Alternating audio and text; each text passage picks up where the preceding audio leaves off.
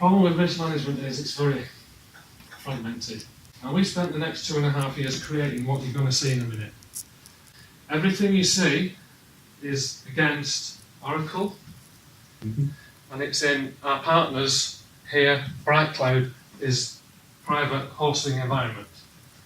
And Casey will show you an architecture diagram later on, a bit more technical, which we can spin up in 7 minutes, anywhere you want.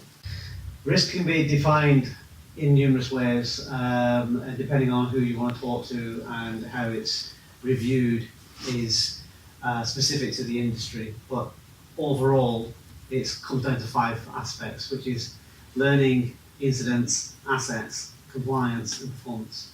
Product isn't an identification risk tool. It's a risk management tool. It's around mitigation as opposed to prevention. So the solution itself has been developed into 5 bespoke modules. Each of the individual colours does have a psychological meaning behind it, in that the nurturing and education aspects of the orange, the reds being of danger and concern, which is incidents, assets being blue, which is a covering and protection as colouring, performance is growth, which is a purple, and compliance, which is green. Each of the modules that we've got basically talk to each other. What we found within the market and across the industry in itself is that people will hone in on a specific aspect of these key areas of risk management, but won't actually look to integrate and liaise with something else associated with it within the wider overarching business management model. So there are learning management systems out there, and they're 10 a penny. There are incident managements, there are asset managements, there are compliance registers, and there's performance management tools. What we've done is brought all that into one solution. So any associated aspects from each of those modules will interact and highlight an issue elsewhere. So everything that we have is driven from the learning management system. So what we basically have in here is the ability to be able to record and track every single employee across the business in any location across multiple locations. But it can be all oversighted from an organisation structure directly within the solution. So you've got the ability to be able to have a hierarchical view of your company, but only have visibility of that individual subset from their view. So if you've got a tree of companies, the top head office function, if you want, can oversee all the others below, but not upwards. So we've thought about GDPR, we've thought about data protection, we've thought about security as well. Within each of the individual company sets, we've also got the ability to be able to track down to individual departments. The key being is that we want to identify and report where the issues are arising, not just to say that building has got a problem, where is the problem.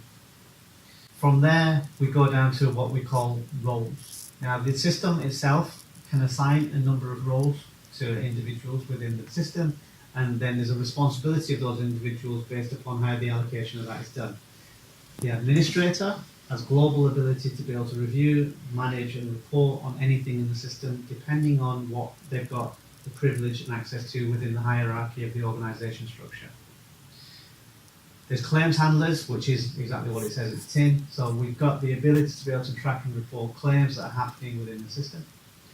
An investigation tool, so we've got the ability to be able to track, report, and investigate from the tool of any incidents occurring. The supervisory role is essentially a management. So what we put into the system is the ability to be able to authorise courses, incidents, review of incidents, and then you've got users, which is essentially everyone else. Now, within the actual learning management system, we've got courses, which then subsequently sit against profiles. Now, a profile will sit against an individual, and a course sits in a profile. So we've got the ability to be able to have people progressing from one role to another without the duplication of a course being assigned to them twice, but also the availability to the learner to see what they need to do to be able to progress to the next level.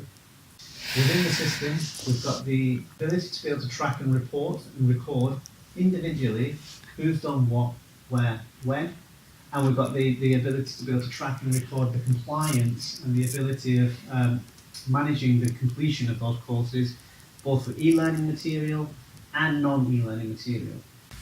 Anybody with any courses assigned to them can clearly see the progress of where they are, and any management reporting is available to be able to determine where their teams sit.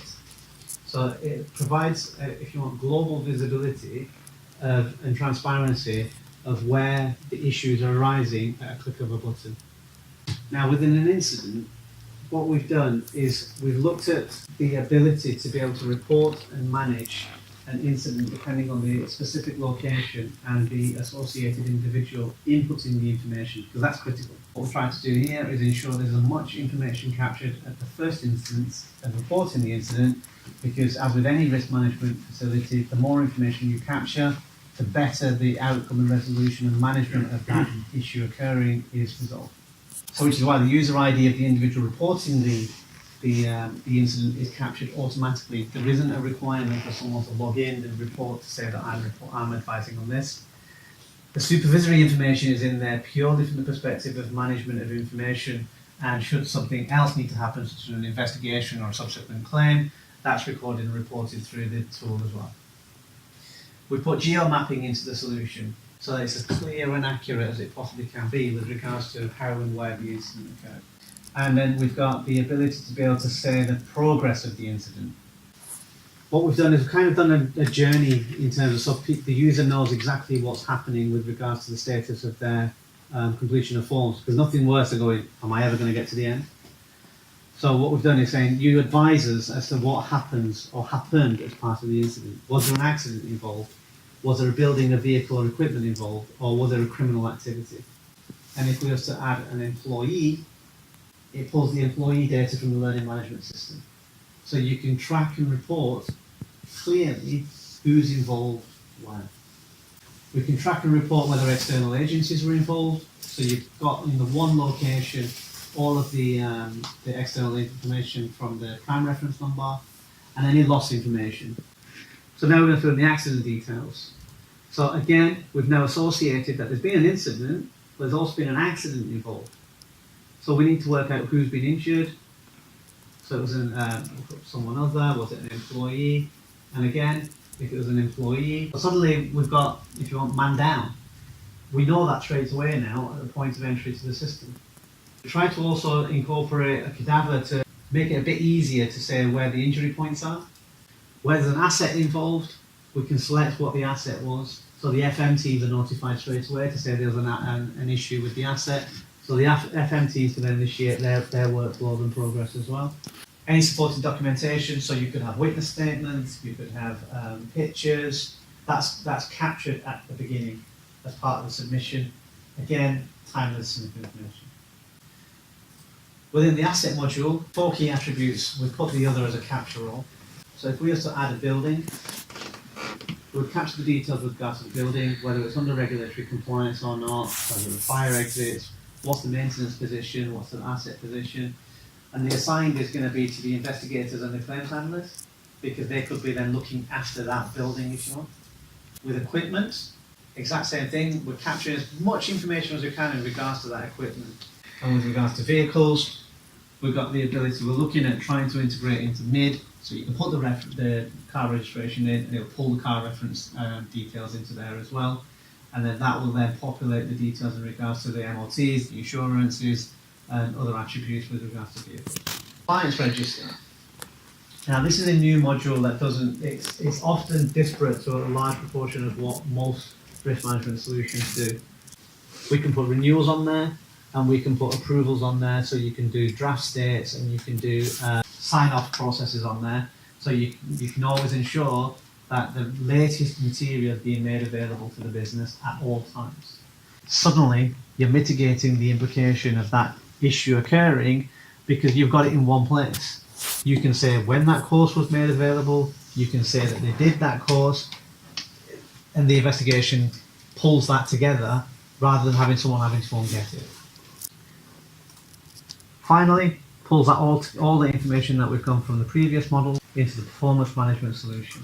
We've got the ability to be able to track and report on the employee's individual employee performance over the year. We've added a 360 feedback.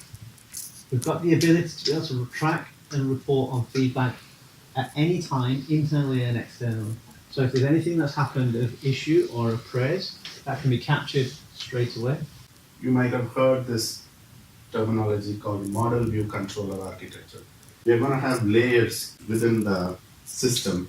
So we decouple the database part will be a separate layer. And all the business logic, where all the programming and coding, everything goes, will reside within the control layer. And we decouple the presentation layer completely from the business logic. The presentation layer, the business logic layer, and the database layer, they are completely decoupled. This business logic is totally agnostic to the database technology it is interacting with, so that you can change the database, within days actually, without disturbing the code, without disturbing the UI or anything. We saw the application running from a browser. Tomorrow you may want to develop an app. You don't have to change anything in the business layer, because the business layer is communicating to the clients, that is the UI, via JSON messaging system. There is a load balancing and load testing and stress testing mechanisms available to decide whether to upscale or downscale or anything. The first inquiry we had, proper inquiry, was for 35,000 users. Right. Okay. Thousands, preferably, Yeah. please. That's a single organisation. Yes, yeah.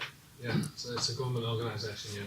The architecture there was that before. Call 01457 873 211 or visit gotorisk.com to find out more.